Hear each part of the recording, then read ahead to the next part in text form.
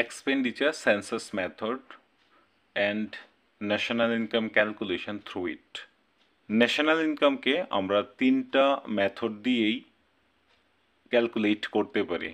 প্রথমটি হচ্ছে আমাদের ইনকাম সেন্সাস মেথড বা আয়শুমারি পদ্ধতি, দ্বিতীয়টি হচ্ছে প্রোডাকশন সেন্সাস মেথড, তৃতীয়টি হচ্ছে আমাদের এক্সপেন্ডিচার সেন্সাস মেথড। তবে এই ক্ষেত্রে একটা জিনিস উল্লেখ করা দরকার, প্রোডাকশন সেন্সাস মেথডের মধ্যে আমরা একটা প্রবলেম পাই যেটাকে আমরা বলছি যে the problem of double counting. এই কারণে আমরা নতুন আরেকটা মেথড ইউজ করি instead of production census method, ওইটা হচ্ছে ভ্যালু অ্যাডেড মেথড বা ভ্যাম, VAM।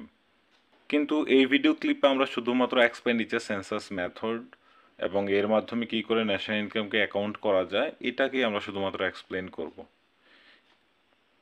এই ক্ষেত্রে একটা জিনিস বলা দরকার, ন্যাশনাল ইনকাম ক্যালকুলেশন করার যেই কথা, এটার মানে হচ্ছে NNP at factor cost, that is net national product at factor cost. এই যে কম্পোনেন্ট ন্যাশনাল ইনকামের 8টা কম্পোনেন্টের মধ্যে, এটাকে আমরা অ্যাকচুয়াল ন্যাশনাল ইনকাম বলে থাকি। তো আমাদের অ্যাকচুয়ালি ক্যালকুলেট করতে হবে NNP অ্যাট ফ্যাক্টর কস্ট। তবে প্রথমে আমাদেরকে ক্যালকুলেট করতে হবে GDP অ্যাট মার্কেট প্রাইস। যখন আমাদেরকে এক্সপেন্ডিচার সেন্সাস মেথডের মাধ্যমে ন্যাশনাল ইনকাম ক্যালকুলেট করতে বলবে, আমাদেরকে এমন কিছু কম্পোনেন্ট, এমন কিছু এলিমেন্টস ওরা দিয়ে দেবে প্রশ্নপত্রে, যেটার মাধ্যমে আমরা সহজেই GDP, that is gross domestic product at market price, এটা আমরা ক্যালকুলেট করতে পারবো। আর এইখানে বলা দরকার, এই যে GDP অ্যাট মার্কেট প্রাইস, এটা ক্যালকুলেট করতে গেলে আমাদেরকে জানতে হবে সি, আই এবং জি এই তিনটার ভ্যালু কি। সি মানে হচ্ছে এখানে কনজাম্পশন এক্সপেন্ডিচার, দ্যাট ইজ ভোগ ব্যয়। আই মানে হচ্ছে ইনভেস্টমেন্ট এক্সপেন্ডিচার, আর জি মানে হচ্ছে আমাদের গভর্নমেন্ট এক্সপেন্ডিচার মানে সরকারি ব্যয়, আর ইনভেস্টমেন্ট এক্সপেন্ডিচার মানে হচ্ছে বিনিয়োগ ব্যয়। এবং এটার সাথে আমাদেরকে আরেকটা জিনিস জানতে হবে, নেট এক্সপোর্ট কত, এটা আমাদেরকে দিয়ে দেবে।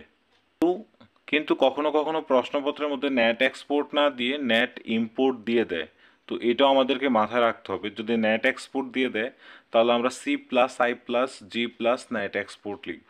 কিন্তু যদি নেট ইম্পোর্ট দিয়ে দেয় তখন আমাদেরকে একটু চেঞ্জ করে নিতে হবে, যেমন C+I+G মাইনাস নেট ইম্পোর্ট। তার মানে আমরা বুঝলাম নেট এক্সপোর্ট যদি দিয়ে দেয় তাহলে প্লাস করতে হবে CI এবং G এর সাথে, আর যদি নেট ইম্পোর্ট দিয়ে দেয় তাহলে আমাদেরকে মাইনাস করতে হবে। সেকেন্ড যে জিনিসটা আমাদের মাথায় রাখতে হবে এটা হচ্ছে নেট এক্সপোর্ট এবং নেট ইম্পোর্ট, এই জিনিসটা কি? এইটা হচ্ছে আসলে এক্সপোর্ট আর ইম্পোর্টের মধ্যে ডিফারেন্স। এক্সপোর্টকে আমরা ক্যাপিটাল এক্স দিয়ে ডিনোট করি আর ইম্পোর্টকে আমরা ক্যাপিটাল এম দিয়ে ডিনোট করি। তবে এই ক্ষেত্রে একটা জিনিস দেখার, যে আমরা এক্সপোর্ট থেকে সেকেন্ড লেটারটা এক্স নিচ্ছি আর ইম্পোর্ট থেকে সেকেন্ড লেটার এম নিচ্ছি, কারণ আমরা ইকোনমিক্সে অলরেডি ইলাস্টিসিটি বোঝাতে ইউজ করি, ইকুইলিব্রিয়াম বোঝাতে ইউজ করি, আর আমরা ইনভেস্টমেন্ট হিসাবে ইউজ করি। সো এটা ওভারল্যাপড হবে দেখে আমরা সেকেন্ড লেটারটাকে নিই এই ক্ষেত্রে। এক্সপোর্টকে আমরা নেট ইনকাম ফ্রম অ্যাব্রডও লিখতে পারি, আর ইম্পোর্টকে বইয়ের মধ্যে অনেক সময় বা কোশ্চেন পেপারে লিখে নেট ইনকাম টু অ্যাব্রড, মানে যেটা অ্যাব্রডে চলে যাচ্ছে। আমরা ইম্পোর্ট করছি মানে কি, আমাদের টাকাটা ফরেনাররা বা যারা বিদেশির ওরা পেয়ে যাচ্ছে। আর এক্সপোর্ট মানে কি, আমরা বিদেশ থেকে আমাদের এখানে টাকাটা আসছে।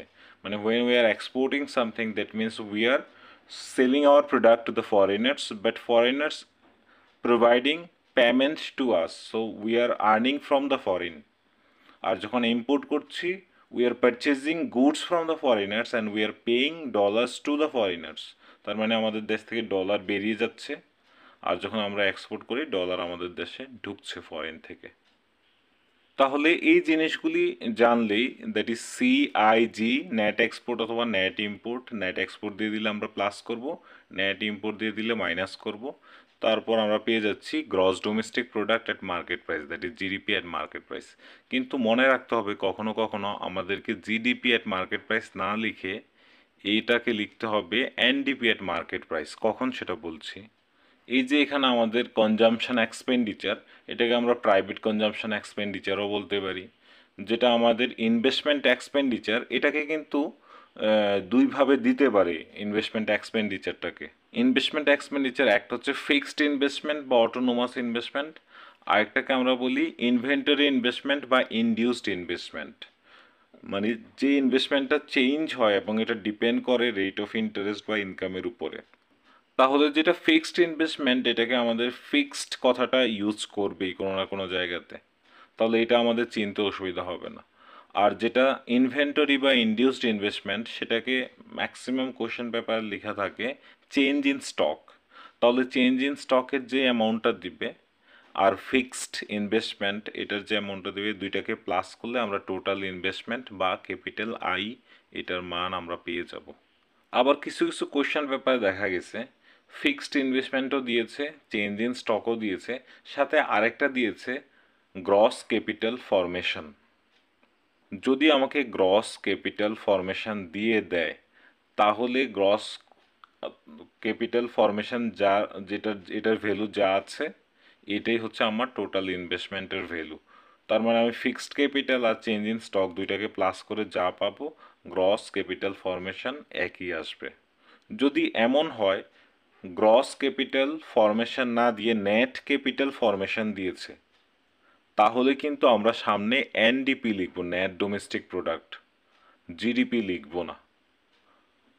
এই যে সিআইজি, এই তিনটা কম্পোনেন্ট প্রশ্নপত্র যদি কোথাও যদি এগুলির আগে ওরা নেট শব্দটা ইউজ করে, নর্মালি কনজামশন এক্সপেন্ডিচার এবং গভর্নমেন্ট এক্সপেন্ডিচারের আগে তারা এমন কোনো শব্দ ইউজ করে না, শুধুমাত্র ইনভেস্টমেন্টের সাথেই করে।